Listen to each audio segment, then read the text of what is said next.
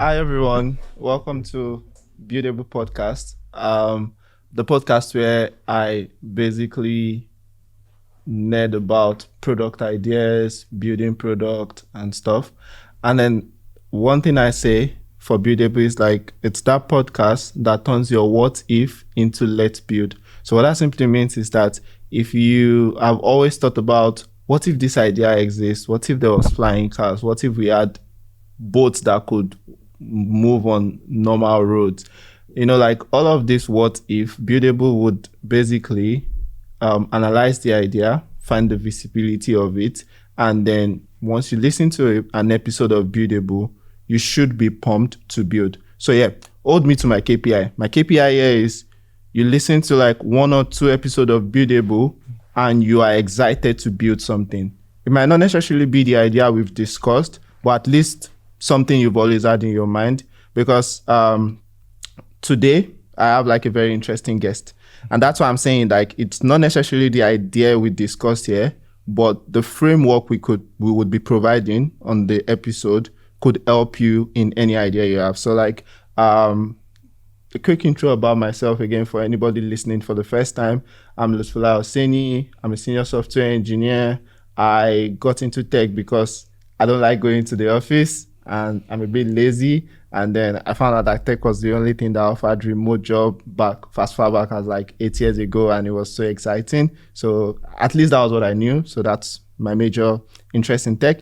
But since I've started that now, I've only stayed in the occupation because I enjoy building. I actually like building.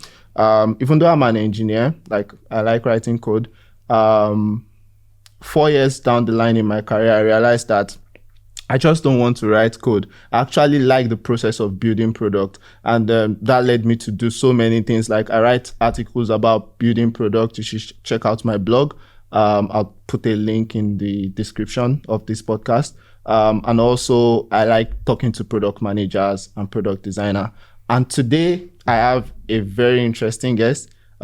He's a senior product manager and he has worked in many industries. He has worked in loyalty, he has worked in finance, he has worked in travel. And the thing is that he has worked in almost everything that would touch your day-to-day life as a person. And with me here today, I have Ridwan Alli.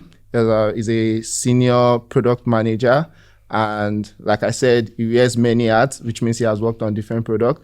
And then I met him at like an event where product managers were having like a meetup. Yes, I go to product managers meetup, not the engineering ones. And we had a very good conversation. And the thing is, last week we met for a coffee and we had a very interesting conversation around product. And in my mind, I was like, I wish there were camera here and I wish I was shooting an episode of Buildable Podcast. So I'm making that wish come true. And you see, do you get that? Like Buildable turns what if into let's build. So it was a what if last week and now we are building it. And that's how you should feel when you listen to Buildable. Welcome, Ridwan. Do you want to introduce yourself? Thank you so much for having me. I think you've already covered it. I'm really excited to discuss the topics that we have. And let's get to it. For today, I want us to talk about something a bit different for Buildable, because Buildable, ideally, what I promised was like we would take an idea, dissect it in the engineering standpoint, the design, the finance and stuff. But for today, since I have like you as a senior product manager, I'd want us to talk about customer discovery, what you need. What are like those building blocks you need when you are building a product, right? What's like, what would you, if you were to start a new product now, or if you were to start a team to build a particular solution, how would you generally think about building those ideas? And I have a lot of ideas that I want us to explore, but I would start with the one that comes to top of mind, which is like flying vehicles, autonomous flying vehicles. Or let's do something else a bit different. So let's imagine an application where I could record my mood. I think that's a very good one example. I could record my mood. Every day I used to think of, what if there's an app where at the end of the day, you just ask me, how would you rate your day today? over 1 to 10. And then I probably choose like 5, 7, 9, 10 or something. And then after rating, you ask me for a bit of like context. It could be optional, it could be required. And then I add that context as well. My goal for this particular app is that I want to see an heat map of how my month or my year ended. So I'm an engineer, right? So like there's this GitHub commit graph that we have that shows green, how much you've written code in a year, right? Something like that. I wish I could have something like a GitHub commit graph, but for my mood. So when I open my report, if it is looking green, I know I had a good year. If it is looking yellow, amber towards red, I know, okay, yeah, this year wasn't the best. I don't want to have to go over so many data points to get that number. What do you think about this kind of product when if I were to come to you like as a product manager with an idea like this? That sounds interesting. Yeah. So to go back to the beginning of your statement was around if I was given a product and I was given a team to build that product. My first question would be why? Right. As product managers, we are put in a position where we always ask whoever is coming with a solution or wants to build something or has an idea. The question is, why do you want to do it? Right. True. What's the value behind it? Right. Yeah. And this goes back to the discussion we're having a couple of days ago, which is asking the right questions. True. So as a product manager, your main role is to ask the right questions and potentially figure out the answers yourself. You can also talk to people to figure out those answers. So if I was given a product, I would ask why. And some of the reasons why people build products is to solve problems that they have or to fulfill opportunities, right? And some other reasons could be, okay, you had this heat map problem. I wanted to track your behavior, kind of like your feelings in the last 1 year. 1 year, and this is something that you want to solve for yourself, right? But is it a big enough problem for me to solve for other people, right? And that's where customer discovery goes. It's important, right? Because now you have that problem. You want to do for yourself. But does the next person, the person next to you, do they have that same problem, right? Is it really relevant for them, right? And is it really worth me building as a product person, right? So these are the kind of questions I would ask. And if I want to go into something like that, I'll definitely kind of like, not only I'll definitely understand, okay, what value are you trying to get from it? Because you just want to see, you say you want to see a heat map, right? I'll ask you, why do you want to see a heat map? Is it because you want to improve your lifestyle next year, or you want to change something in your life next year? Because at the end of the day, if I give you that heat map, now the question, you will now be asking yourself, okay, now what do I do with this? Maybe I can get some suggestions on how to improve this. Maybe it's all red all through the year. Can I get like something to let me know that, okay, even before the end of the year, this is what you're going towards, and this is how you can potentially fix it, so that you can improve within that same year without having to, wait till the end of the year and see your heat map and whatnot, right? So this is, I think this is the approach I would take with a product like that. And I'll also try to understand your behavior, right? Because with customer discovery, it's important for you to talk to the person that you want to use your product, right? And talking to them is not about talking about the solution that you want to give them. It's about understanding their lifestyle. I will sit with you and be like, okay, Lutfullah, how is your day-to-day like, right? What would you like to add to that? What would you like to improve? That way I can actually come up with a solution that is even better than what you're thinking of, right? Yeah, true. So it might just not be a heat map that you need. You might need something else. True. And this is how big businesses are working today. They have integrated themselves into the lives of you and I to understand what our needs are, even without knowing about it, right? True. They would be able to understand your behavior and potentially give you what you don't think that you need, right? But when it comes in front of you, you find out that, oh wow, you do need this. Think about many products that we have, likes of social media, Instagram. Some of us didn't even know that we needed Instagram Reels. Yeah, true. True. And then now it's like integrated in every part of the app. Everywhere. Like, even an app that's not video based uses Reels. LinkedIn has LinkedIn Shorts. It was mind blowing when I saw it. I'm like, how? You see, like this is just they have understood that, okay, everyday people don't really have time to read all this stuff. Quick videos works. TikTok have cracked this. Instagram have cracked this, and then it's rolling out to different places, right? Sure. So I think it's all about just understanding the customer behavior, being able to get that 360 feedback, right? And this is what majority of great products are doing today. Yeah. They understand who the customer is. And once you understand who the customer is, you can identify opportunities that will be able to make a solution that is worthwhile and even long term. So that's what I think. Exactly. That actually makes a lot of sense. Two things actually from what you said. The first thing is, I've never thought of what I would use the heat map for. I've always just thought like it would be nice, right? I've never thought of what I would need the heat map for. And then another thing I like about what you said is how you already made my heat map made sense about like improving my my day-to-day life, like taking specific, because I've always thought about the description you add after rating your day should just be optional. But from what you've said now, you basically took that description and made it like something core from the product. Because now that I think of it, the description, we could basically pass it into like a large language model, like any of these LLM to like study this person's description behavior and suggest things they could do to like kind of improve their life, which at the end of the day makes sense to me more than what I asked for. And you know why that makes a lot of sense? Like I was listening to like the summary of the book you suggested for me earlier.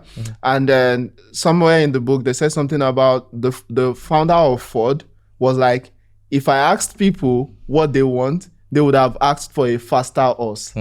Which is very interesting, because that's right. Because at the time before Ford exist, people had horses. And then if you had asked them, what would make your life better? They would have probably asked like, can we get a faster horse? But he knew like, it's not necessarily a faster horse. It's something that is mechanical that could go on the road and go like 10 times the speed of us. And that's how cars Ford built. They needed to get from point A to B faster. Exactly. Right? That's what they need. This is the goal, right? Exactly. And would faster horses do that for you? Maybe. I mean, to some extent, right? Yeah. But would they be able to go the distance of cars today? Exactly. No way. You can't go over 300 miles or whatever with a horse, right? The horse will get tired. You need to drink water and whatnot like that, right? But they were able to figure out, okay, people want to get the goal, and which is important for every single product. The goal is you need to understand what problem you're trying to solve for the customer, right? Ford wanted to solve a problem where they needed to get users or people that wanted to get transported from point A to B faster. They don't want to have to deal with maintaining a horse and whatnot, right? They wanted to get there faster. And how could we make it available for them? Did they think that they wanted cars? No. Nobody would tell you that, oh, yeah, the solution to my problem is that give me a car. Give me a Lamborghini or a Ferrari. No. I need to get to point A to B fast. I need to get to point A to B in a more luxurious way, right? And that way, all this solutions can then come in. So people will then go brainstorm and be like, okay, guys, what can we do? Right? Put together an engine, put together a car. The car will probably just have like, it will probably be on coal or whatever. The first time was on coal. Everything was like in small pieces, right? And these cars were not strong and they were not luxurious as we have today. But people kept on transitioning. Technology started coming in. Amazing innovation started coming in, and then we have what we have today. So it's a really, that's actually a good example from that book, which actually I still remember till today, where it's like, okay, people would definitely, they will not know the solution. Exactly. But they will know what they want. What they want, yeah. How you will get them there is now for you as a product manager or as a founder for you to figure out, right? Yeah, how can I get these people to where they want to get to in a way that is that is sustainable and that I can grow, right? Yeah. So I was telling you about the likes of Kareem, right? Where they started on WhatsApp, right? Like they were having to connect with captains, they were having to connect with different customers. They started with consultants first, right? And then it became more of, okay, the app regime came in. They started putting it on the app, and people started connecting and getting taxis, right? Sure. Now you cannot think. I mean, you can't even think to call for a taxi. I remember a couple of years back when I came to Dubai, I have to call RTA. Really? Yeah, I have to call RTA. I'm pretty new here. Like the moment I got to Dubai, I was able to get Karim. No. This is I'm talking about this. This was like maybe 15 years back. 15 years back. Yeah, I mean there was no real like Kareem, Uber wasn't really like a thing then, right? So I mean, if it was a thing, I didn't know about it, but then I remember my family would come in and I would come here and I have to call RTA or wait outside to hail a taxi. For people's context, RTA is basically Road Transport Authority. So basically, imagine calling the Road Transport Authority because you need a taxi. Yeah, exactly. Like calling the government authority in charge of transportation. Just for a taxi. That's. I mean, they had a dedicated taxi line for sure, right? So they were like, okay, if you want to get a taxi, you can call this, and they had like their whole network of taxis, and then they will get them to your location and get them to your. And you just take that taxi to your location, or hailing services, or you just kind of like stay on the road, you hail the taxi, and then it takes you. But then Kareem came, Uber came, and everything just changed, right? Now we are at a state where we are living our lives not different from what we had thought it was going to be, right? Nobody thought, oh guys, I could order groceries and it would get to me in 15 minutes. In 15 minutes, yeah. That's a lifesaver. I use it every day. So nobody thought that, right? But somebody thought of, okay, people want to get things quick. Exactly. How can I make it easy for them to get it quick, right? I mean, if you had asked me, I would have asked me like, what's your biggest problem when cooking? I'll be like, oh, sometimes I forget salt and I wish I could get it like 5 minutes. And then what I would have thought of was like maybe like an errand boy, like getting a maid or something. Like it wouldn't have been. I mean, exactly. But somebody thought of it and came up with like 15 minutes solution or like 30 minutes or whatever, right? So to make it easier for people. And now people are using it. So in some cases, even as a founder, to go back to understanding the customer, even as a founder, as a product person, in some cases, people would have problems, right? And because there are two things, right? There's opportunities and there are problems, right? Yeah, problems. Yeah. As problems, right? You can have, an issue with something and then you figure out a solution for it, right? Yeah. But an opportunity can be, it's not a problem, but it's something that can be better, right? Yeah. You can provide a solution that can work better for the customer, and that you can build a product for, and that product you can scale, right? True. And at the end of the day, to be honest, for everyone that is building a product, right, there is a goal. It's either you're building for charity or you're building to make money, right? So if you're building to make money, you need to be able to scale that, right? Yeah. And with scaling that, definitely you need to make sure that, the people that you are building this for, you need to understand the market. You need to know the size of the market. True. Investing millions of dollars into a product that only 5 people will use doesn't make sense. Yeah, it doesn't. Right? Right. So you would need to, if you're going to invest dollars, if you're going to invest time into anything, you need to make sure that there's a market for it, right? Yeah. And this market is not a market that is reducing. It's a market that is growing. Because people will definitely change over time. And if you're able to build a product that would continue to service a market that is growing, then your product doesn't die in 3 years or 2 years. True. Your product keeps being important for people. True. And adoption then goes up, right? Yeah. And that's where competition then starts to come in. Things get more exciting, and you need to innovate, and you need to do a lot more things, you know, to make sure that you maintain the solution that you have, and be able to fulfill the requirements of the customers, right? Yeah. So I think we've kind of talked a lot around like so much stuff. But like I feel like one thing I also want to tell, like, say, every builder and founder listening to Buildable, I want you to build for money, not for charity. Trust me. Like, so consider it's a huge one for me, because whenever someone comes to me with an idea, because I have like my stint running like a startup studio at some point. I've actually tried so many things. So at that point, when founders come to us with ideas and they're like, this is what they're trying to build, what I ask them is like, how would you even make money? Like, I know you are passionate about this idea, but please consider making money. You probably get tired if you are not a trust fund kid. You would. Even trust fund kids, sometimes they get tired of like no outcome. And then I think I also, like you, we already covered. We went from like mood snap, where you record your mood, and then one thing I've learned from what we've discussed so far, like, because one thing is like we've actually refined the idea. If you noticed, from like I just wanted something that shows me an heat map of my day, to me as a customer, that is an output for me.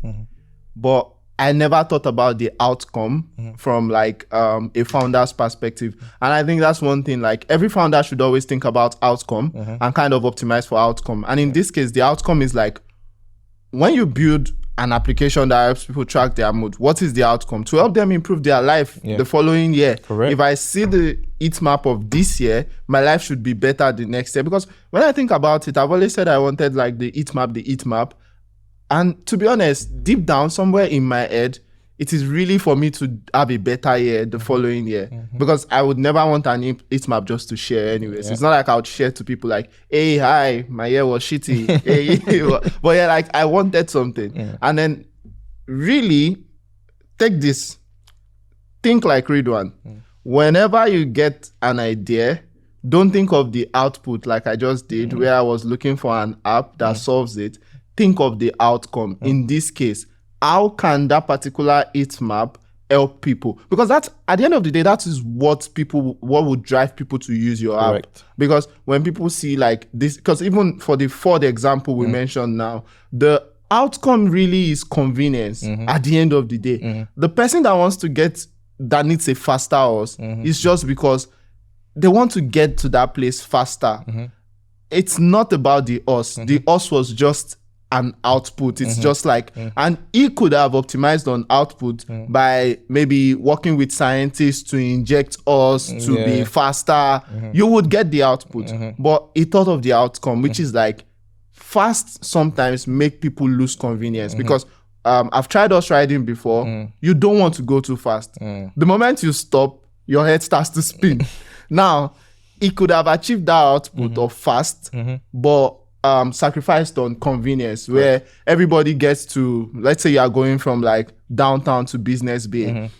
You use a very fast horse, you get there like in 5 minutes. Yes, output achieved. But what happens to someone in a suit? His suit is rumpled, and then the outcome is completely lost. Like, you don't get it. But then the fact that he built a car, he was able to achieve like an outcome by basically just optimizing the output. I think like that's like one key takeaway that for me, I'll take away like from MoodSnap. So like, let's quickly go back to MoodSnap, and I'll just identify like the feasibilities. Like, the app could potentially exist, right?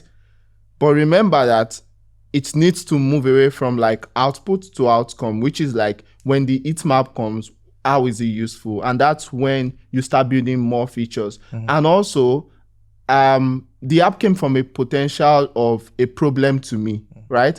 And from, I mean, you could let me know if I'm wrong. It's like, from what I've learned now, from what you've said, it's like, problems are good, but you really want to also think about opportunity. So the app is coming from a problem standpoint. What we should ask ourselves is like, does the opportunity even exist? Like, is there an opportunity for people to potentially just trust an app to really put how bad or how good their day is going, share it with you, a total stranger, and then with the promise that after 365 days, is when they will get a result from what they've been doing for the whole year. And I think that's like very interesting from like what you've said. Did I summarize like your I mean, I think you pretty much covered everything, and I like the way you've pretty much said the problem and the opportunity, right, for the customers or for you as a user, right. In this particular case, I think, yes, the solution of the heat map and what it does and understanding the value that will come out of it is great, right? But you also need to understand the impact it will have, right? So the final impact it will have on you as a person, maybe it's not even 365 days, maybe in 2 months, right? So now, for you to see it as an opportunity, right, you need to validate that, right? Because it's a problem that you have, right? And as an opportunity for you, you need to further validate to understand, okay, what value do I want to get? How do I want to solve for this value? And talk to other people. Because if you're going to build something, you're not going to build it only for yourself. You're going to build it for other people. Yeah, sure.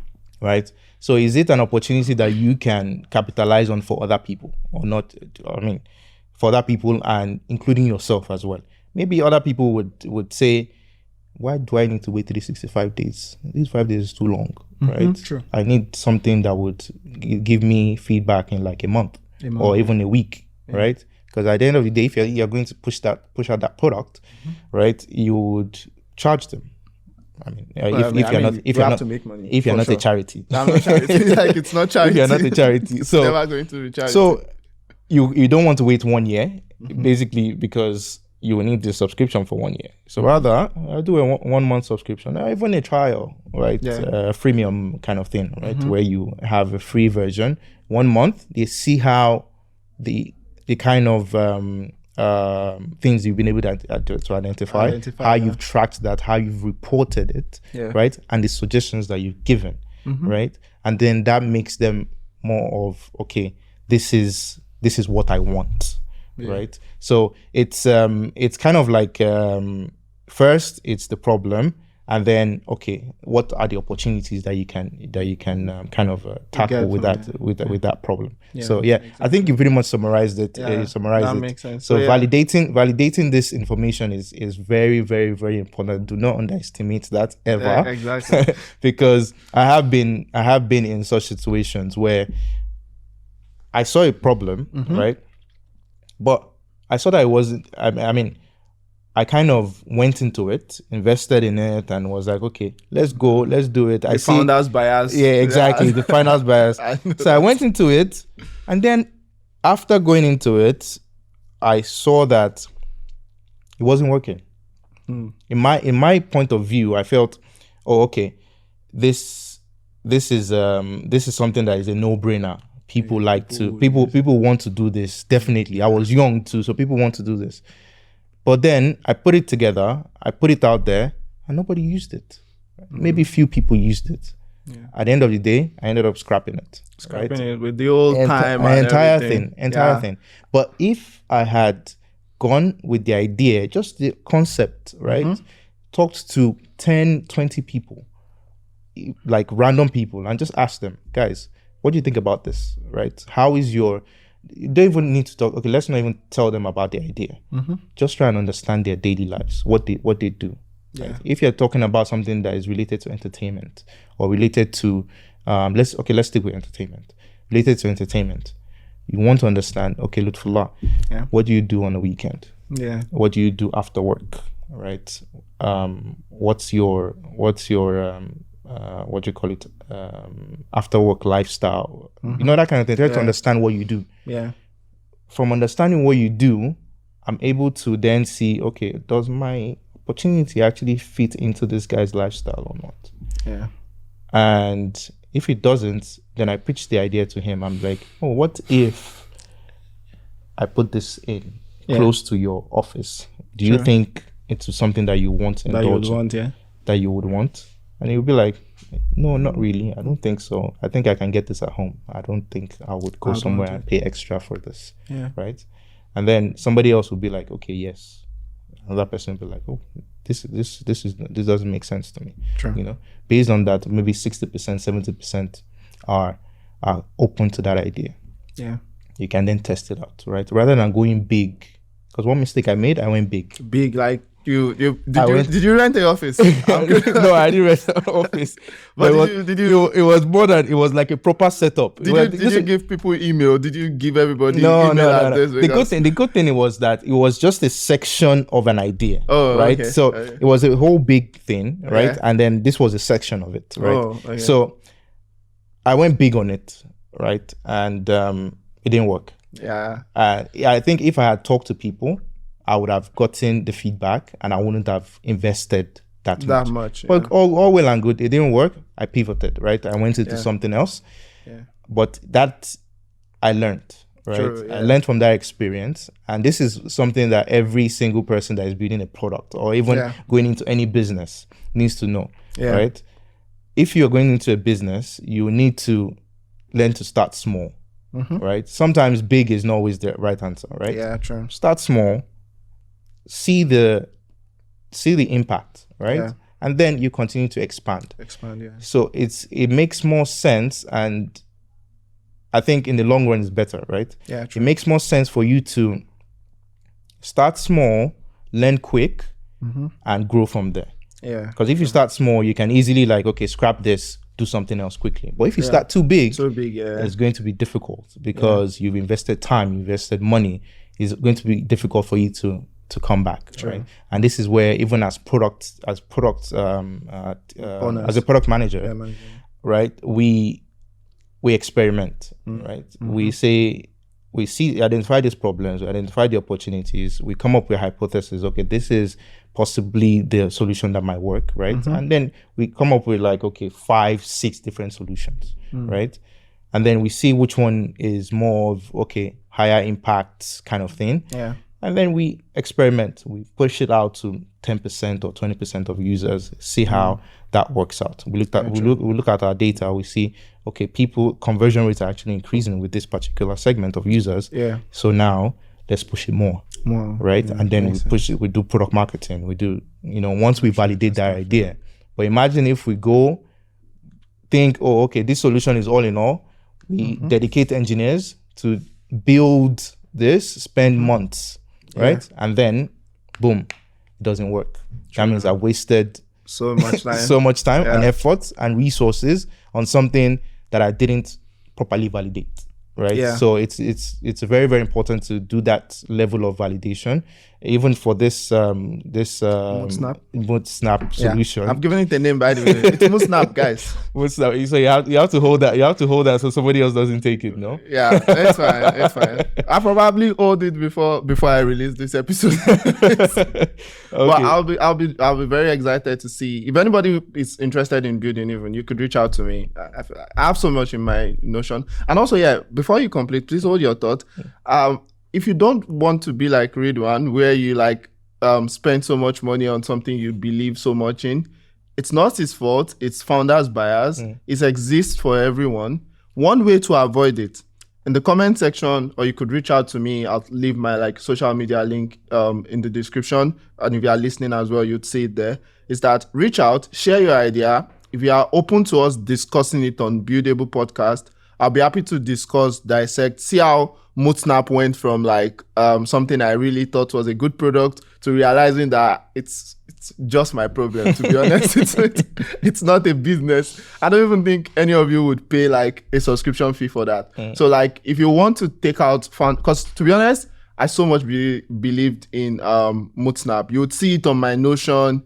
I thought it would take me out of the trenches. For people that don't understand what trenches is, I thought it was going to make me a $1 million $1 billion company, but it looks like Ridwan just we can make it happen. We can make it happen. Anyways, we can fix it up a bit. We can tweak it. So if you don't want to be in the situation he was with going big at once, and you are open to us discussing your idea, you could share it with me on social media or even with the Buildable handle, and then we would dedicate an entire episode to like discuss it. Would invite experts, not just product manager, engineers, designers, anything. Even if you also want to be a part, like, I mean, why not? If it's we are in Dubai, why not? So yeah, that's it. But yeah, you could continue. Like, no, I mean, like, I think I pretty much summarized everything. Yeah. So yeah, I think it's just all about, you know, proper understanding of your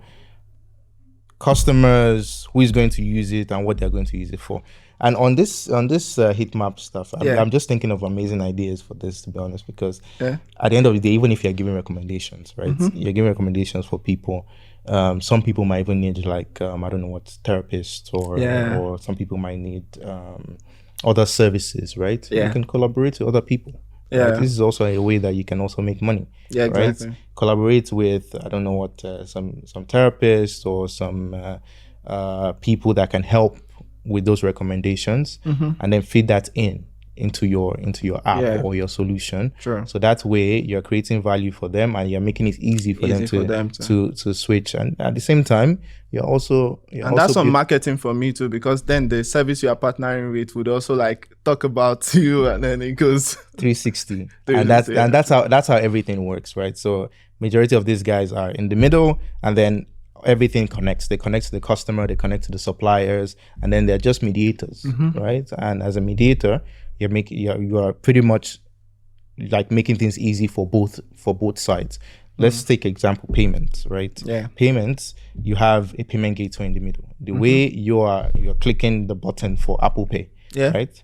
There is a mediator between you and any provider, any merchants that you're using. So if you're buying something off Noon or Kareem, there is a gateway that handles the discussions between the banks, Visa, MasterCard. So there's a lot of orchestration. Of course, you're an engineer, so you know all these things. Like, So the gateway is the guy in the middle, right? So as the mood snap can also be the guy in the middle, right? Basically. The customer is the one that you're providing data for, right? And then you're also linking them to merchants that can help them with whatever they want. All right. True. So you're making money from both sides. I could also be in the ad market, where I just sell, like, I can let you know who need therapists and service. You need permission for that, man. GDPR. GDPR, I mean, that's like a de facto now. There's always GDPR in all apps. So like, I would have it to be my privacy and privacy policy. Read it, please. And guys, please always read privacy and privacy policy. Yeah, nobody's going to read that, man. Nobody reads that stuff. And then there's this particular product that they kept like a price in their terms and conditions. And I think someone won like, is it $10,000 or $100,000 because the guy reads terms and conditions. They were like, nobody's going to find this out, but it was there. Like, and then he read it, found the instruction, took it, and then he just won free money. But yeah, I've won like last question before we probably just do something that's like, we already spoke about the feasibility of like MoodSnap, every other thing that we could potentially talk about. One thing that we've not touched upon is like, what happens to competitors? We're talking about one idea, like you're trying to build something. What if Google wakes up tomorrow morning and builds it? But in this case, MoodSnap might not be, Google is not a threat to MoodSnap, but a company like a well-known therapist app, I think one that I've always been seeing everywhere these days is BetterHelp. Like I see them a lot. I see the ads a lot, and they are quite big. They've been around for a while. Imagine they just wake up one day and just build this feature in their app, or any of this therapist app that already has a very good market share, because you mentioned like I could partner with therapy company. Imagine they just wake up one day and like we are having the entire MoodSnap as a feature in the app. For a founder that are just starting out, because Buildable is always about founders that are thinking of what they need to build. How would you even like help them address something like that? Like, because it is a possibility. It could potentially happen. Like, how do you navigate that part? Like, how do you deal with competitors and then I think big companies just building your idea? I think that this is why your idea needs to be strong from the beginning, right? The foundation of the idea needs to be really strong. And when you're coming up with an idea or investing in building a product, you also need to understand who your competitors are, what the threats are in the market, right? If you understand who your competitors are, then you would know that, okay, these guys, they have the capacity, they have the resources to build something like mine. But for me to stand out, for me to build something that is not easy for them to replicate, I need to come up with something that is, something that is highly valuable and would not be easy for them to achieve, right? Just like you said, better help, right? Or is it better life? I think that's the name. Yeah. So these guys probably have like engineers and whatnot, right? They have their priorities in line, and you come up with ModeSnap. They see the adoption. People are really going through it. People are doing this, and they might decide, oh, okay, I really don't want to go into this part of the market, right? And I acquire you, right? I bring you in. Or they can just replicate what you have, right? So what I'm trying to say is that it goes back to you understanding the competitors, because if you understand them, you know what they can do, and you know what they currently have, you'll be able to build an idea that is not easily replaceable, right? Or is not easily can be easily replicated by somebody else, you know. For example, Google and Facebook and whatnot. Yeah. Who started Reels? I think it was Instagram. It was Instagram, yeah. Instagram started Reels, right? No, it was TikTok. Was it? TikTok, yeah, I think it was TikTok. It was TikTok, and then Instagram thought like, TikTok is making sense, and then they beat Reels. Exactly. So TikTok now, I don't even think people remember that TikTok was, but TikTok still has that special kind of, I would say, TikTok has the special kind of feeds that people still get attached to compared to Instagram, right? So even though Instagram has adopted the Reels, people are still on TikTok more because of the kind of algorithms that they have, or because of the kind of ways that they curate their content. So they have a special value that they are giving to customers, which Instagram is not able to replicate, right? This is why people are still using TikTok more, and the volume is there. Right? Content creators are getting a lot of value from that. So as a founder, it's important that whatever you are creating, you need to know that the value that it brings for your customers is not something that your competitors can easily replicate, right? True. And this also goes back to proper research before going into an idea. Right? Yeah, if your goal is that, okay, you want to create this value, by the end of the day, you want to get acquired by one of them or one of your competitors, fine, that's your goal, right? But that value needs to be something that they cannot replicate, right? As a competitor, especially if you're dealing with competitors that have money in the bank, right? True. These guys will just see your product and be like, oh, really? Fine. All right, here's $1 million. You guys build it in 6 months. 6 months, and that's all. This guy's out of business, right? True. So that's just the plain truth, right? Yeah. There will always be competition, and you also need to plan ahead. That, okay, as the founder, somebody delivering a solution, you need to know that people will come in. Once they see that you're making money, once they see that people are adopting it, they will definitely come up with their own solutions that would be better, right? And try to get you out of the market. So now it's on you, even if there is no competitor in the market, it's on you to continuously innovate, to continuously get feedback from customers, to continuously grow your product and be more product-led rather than business-led, right? Yeah. So being product-led is more of, okay, getting customers to get value from the solutions that you're building, right? Yeah. It's not necessarily about, of course, we all want to make money, right? But at the end of the day, if you look at it, people that are making money today is because people are getting value from it. If I'm giving you 100 dirhams and I'm getting the value I need to get, I'm getting the satisfaction, I'll always come back, right? Without you even giving me a discount or whatever, I'll always come back because you have that particular value that you're giving me, and that's what I'll always pay for. So I think these are the key parts that I think as a founder that you have to think about.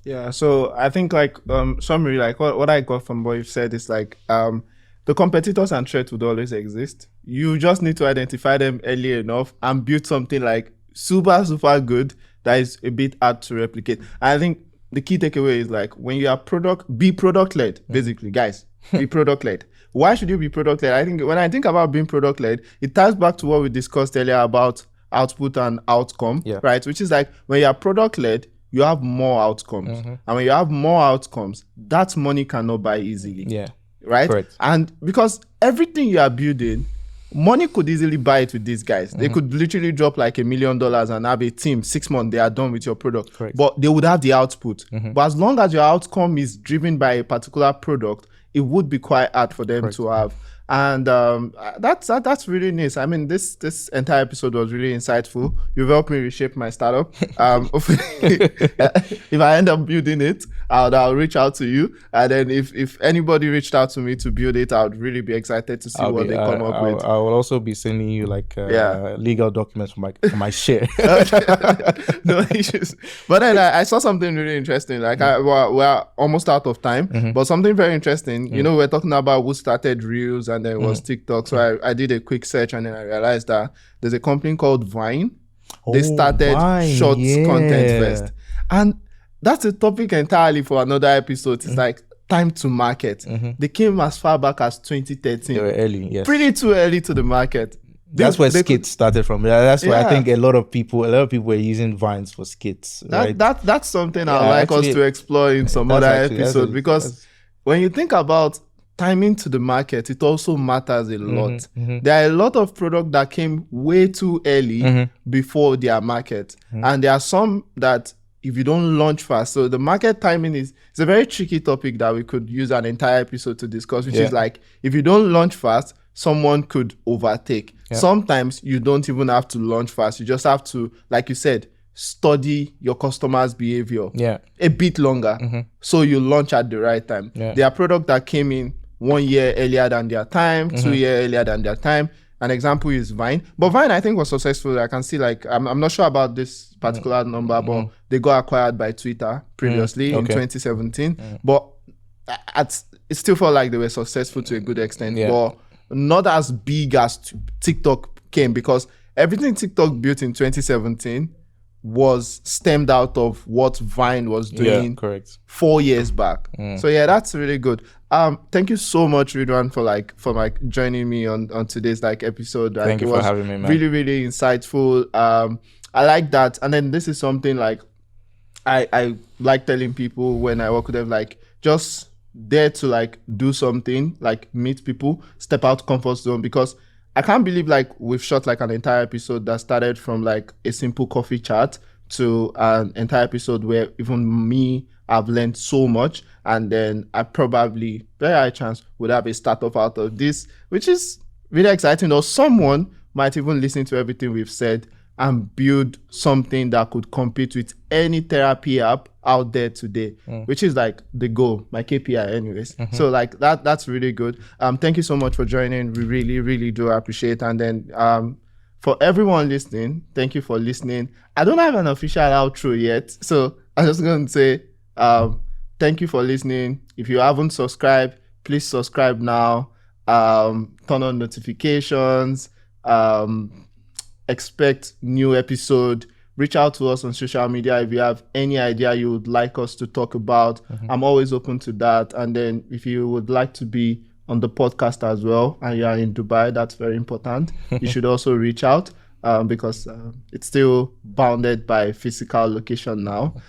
So please do reach out, and thank you so much. Do you have any final No, I think it's been a great conversation, and I really had a good time talking about these ideas. Definitely we'll have more conversations about this, and even maybe mood snap. I have my next topic for my next podcast is this podcast was focused on customer discovery, as you've had, but the next one will be focused on building product. Maybe not the next one, but subsequent episodes for building products and timing to the market. Right. What is early to market? What requires you to move fast? What requires you to slow down? And all of that we'll discuss. And then I'm super excited for the next episode. Can I change my clothes for the next episode now? Maybe not, but yeah. Thank you so much. Thank you, man. Thank you, guys. Bye.